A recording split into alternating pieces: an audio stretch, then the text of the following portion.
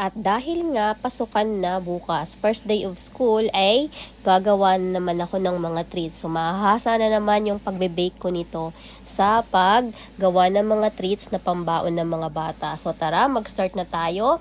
Ilagay ang melted butter, ilagay ang brown sugar, haluin po para dissolve po talaga yung sugar, and then ilalagay na rin natin yung white sugar. Haluing mabuti, tapos ilalagay na rin natin yung 2 large eggs. So 2 large eggs lang po yung nilalagay ko dito. Haluin ng maayos.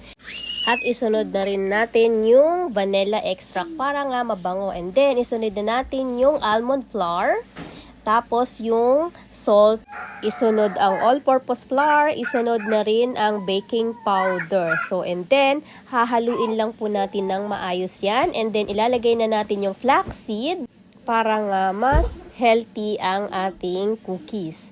And then, ayan, imimix lang po natin yan ng maayos para nga mas maganda yung result. And then, last po, ilalagay na natin yung ating oats. Bali, 3 cups of oats lang po yung ginamit ko dyan.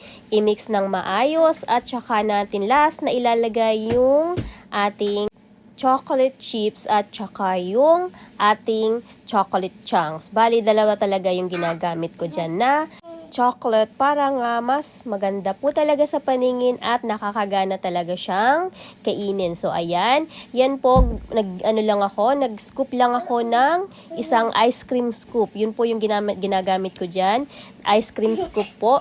Ibilog nyo lang po yan ng maayos para po mas maganda talaga yung shape ng ating cookies. Parang circle na circle talaga siya. So ayan, nakagawa po ako dito ng 20 pieces na cookies, and then bake natin siya sa oven ng 20 minutes. So yun, 20 minutes lang po yung pinaka-maximum na cooking time para nga mas chewy po ang ating cookies. So ayan, okay na siya.